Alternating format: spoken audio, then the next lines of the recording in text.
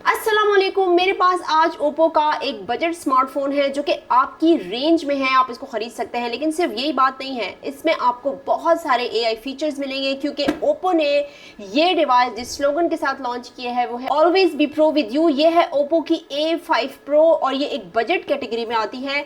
लेकिन इसमें जो फीचर्स हैं स्पेशली जो एआई के हैं, क्योंकि ओप्पो ने बहुत ज़्यादा इस चीज़ को हाइप दी है कि इसमें एआई फीचर्स है। जैसे कि आजकल स्मार्टफोन्स में आप देख रहे हैं कि एआई फीचर्स आ रहे हैं, लेकिन कुछ डिवाइसेस फुल वाटरप्रूफ नहीं होती, मतलब आप उसको अंडर वाटर नहीं लेके जा सकते। बजट डिवाइस में, ज़्यादा फ्लैगशिप डिवाइसेस में ये फीचर होता है कि आप उसको अंडर वाटर लेके जाके फोटोग्राफी कर सकें, या वो फुल कंप्लीट वाटरप्रूफ हो, या शॉक रेजिस्टेंट हो, डस्ट रेजिस्टेंट हो। तो Oppo A5 pro pro waterproof भी है, ये प्रो शॉक रेजिस्टेंट भी है, प्रो एआई भी है एंड प्रो स्टाइल भी है।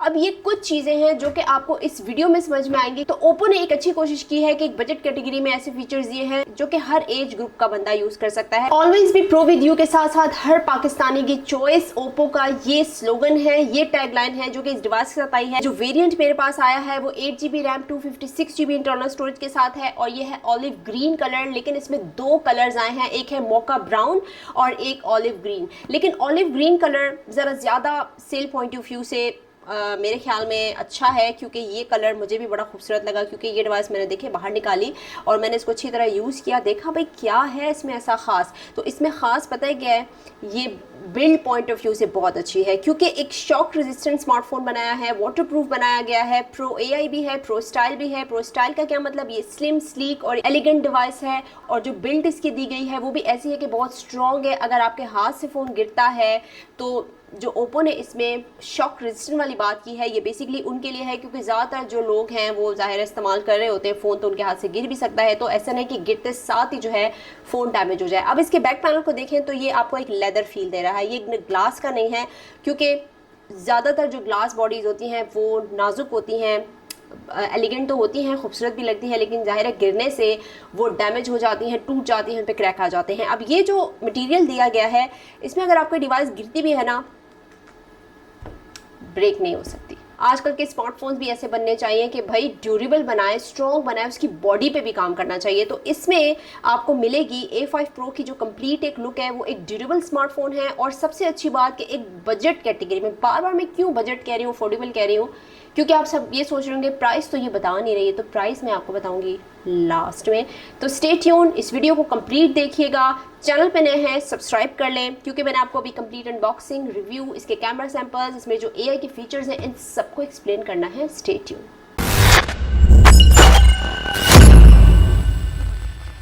वीडियो को आगे बढ़ाने से पहले मैं फटाफट आपको अनबॉक्सिंग दिखा देती हूँ। देखें ये बॉक्स ऐसा है कुछ, A5 प्रो की ब्रांडिंग है और 5 यहाँ पर मेंशन है। बैक पे भी कुछ डिटेल्स हैं और वेरिएंट इसके बारे, जो कि वेरिएंट है मेरे पास, जो कलर है वो बताया गया है।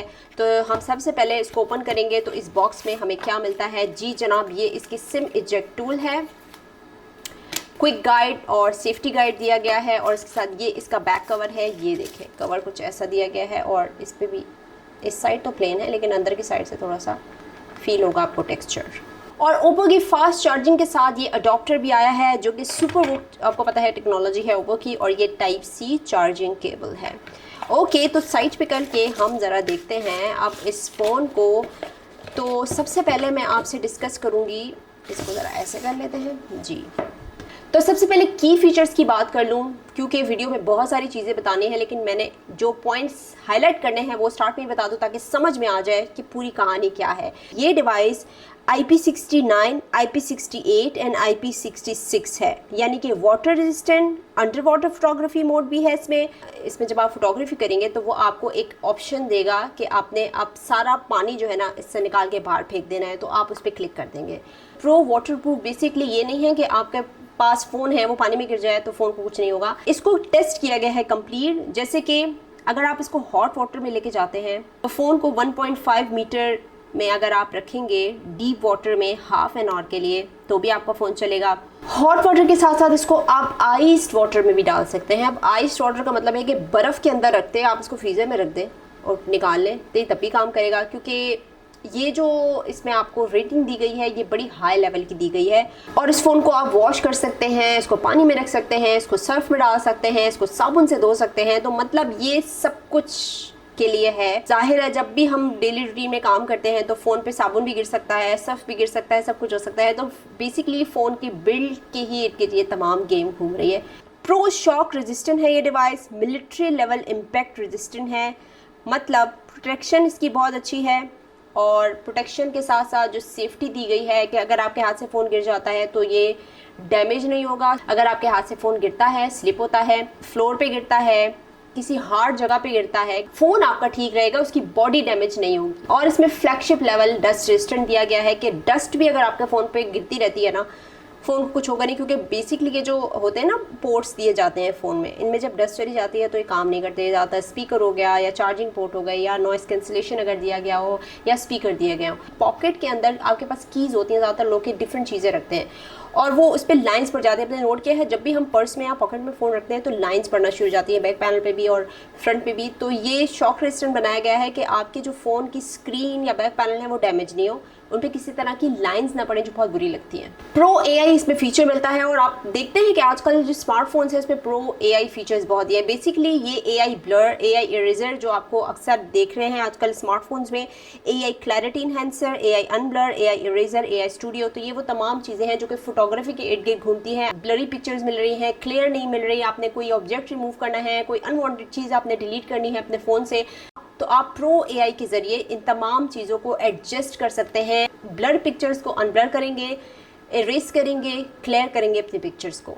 एआई रिफ्लेक्शन रिमूवर भी है इसमें। अगर आपकी पिक्चर्स में आपके फेस पे ग्लास रिफ्लेक्शन आ रहा है या आपकी पिक्चर पे रिफ्लेक्शन आ रहा है या कोई भी प्रोडक्ट की आप फोटोग्राफी कर रहे हैं तो वो एआई रिफ्लेक्शन के थ्रू वो रिफ्लेक्शन को रिमूव करके क्लियर पिक्चर आपको देगा। प्रो स्टाइल दिया गया है तो वो तो आपको समझ में आया होगा कि एक एलिगेंट डिवाइस दी गई है, स्लीक है और स्मार्ट डिवाइस है। सिर्फ यही नहीं कि ऑलिव ग्रीन की वजह से ये डिवाइस खूबसूरत लग रही है, ये जो रिंग दिए गए हैं इसके कैमरा मॉड्यूल पे, ये इस फ़ोन को अट्रैक्टिव बनाने में बहुत हेल्प कर रहे हैं।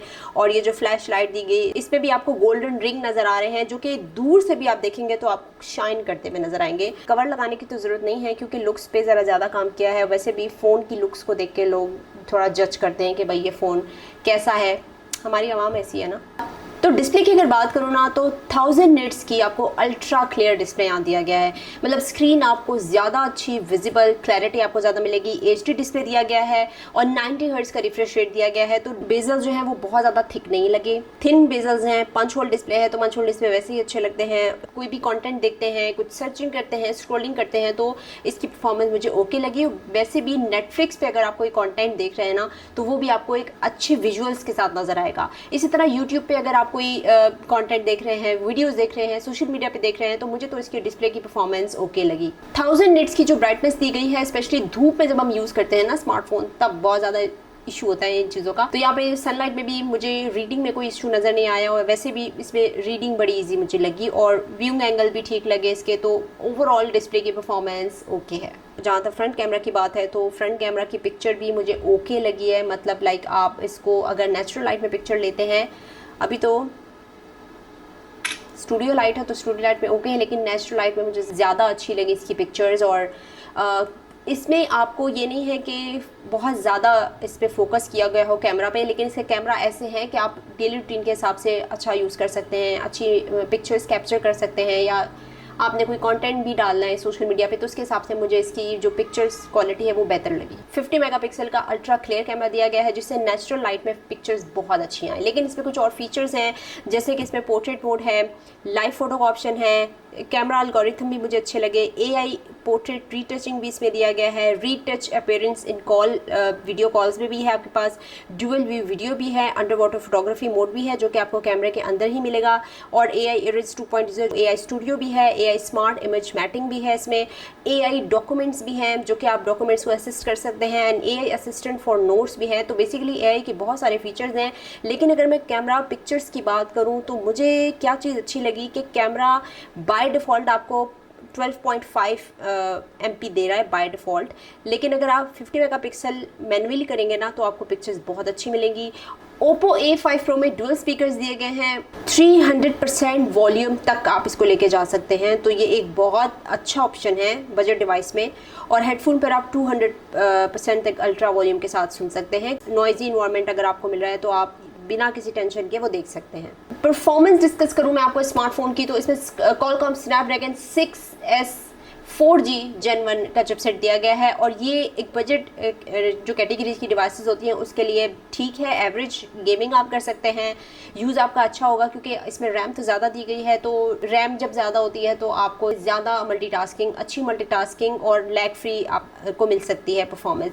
लेकिन यहाँ पर अगर आप हैवी गेमिंग की बात करते हैं, हैवी यूज़ की बात करते हैं, तो इसमें हैवी यूज़ के लिए ये इतनी मैं नहीं कहना चाहूँगी, ना मैं रिकमेंड करूँगी, या आप बहुत ज़्यादा हाई गेमिंग को एक्सपेक्ट कर रहे हैं तो वो चीज़ अवॉइड कीजिएगा। इसमें लाइट गेमिंग आप कर सकते हैं, मीडियम टू हाई गेमिंग आप कर सकते हैं, लेकिन बहुत ज़्यादा हाई गेमिंग की तरफ मत जाएँ। और इसमें आपको मिलता है VC कूलिंग सिस्टम, डिवाइस आपकी हीटअप नहीं होगी। रैम एंड रोम की अगर बात करें तो उसमें 8GB रैम दिया गया है, 256GB इंटरनल स्टोरेज दिया गया है और रैम जो टाइप है वो LPDDR4X दिया गया है और जो रोम टाइप है वो है UFS 2.2। तो एक और हाईलाइट चीज़ मैं आपसे डिस्कस करना चाहूँगी इस मोबाइल की, जो कि एक तो स्लिम फ़ोन बनाया गया है लेकिन इसमें बैटरी और जो कॉम्बिनेशन आपको दिया है फास्ट चार्जिंग का 5800 mAh की बैटरी दी गई है, जो कि बड़ी बैटरी है। और एक स्लिम डिवाइस में इतनी बड़ी बैटरी देना भी वैसे कभी कभी लगता है कि यार ये फ़ोन इतने हल्के कैसे बना लेते हैं इतनी बड़ी बैटरी के साथ। 45 वाट की फास्ट चार्जिंग के साथ डिवाइस की जो इतनी बड़ी बैटरी होती है वो तो एक जल्दी चार्ज होती है, वैसे भी देना चाहिए फास्ट चार्जिंग ज़रा ज़्यादा देनी चाहिए और सेफ देनी चाहिए, क्विकली चार्ज भी हो और सेफ चार्ज हो। और 4 साल की बैटरी ड्यूरेबिलिटी की बात की है ओप्पो ने कि भाई 4 साल तक इसकी जो बैटरी है ना ये ऐसे ही रहेगी। तो आप मुझे बताएंगे कॉमेंट सेक्शन में कि Oppo A5 Pro के बारे में आप लोग का क्या ख्याल है कि एक बजट डिवाइस में इस तरह के जो फीचर्स आ रहे हैं उनको और बेहतर होना चाहिए या एक अच्छी कोशिश है Oppo की, क्योंकि मेरे ख्याल में बजट कैटेगरी की डिवाइसेस में ये फीचर्स होने चाहिए क्योंकि हर बंदा फ्लैगशिप अफोर्ड नहीं कर सकता। ज़्यादातर जो नंबर्स हैं वो जो बजट डिवाइस हैं उसके हैं।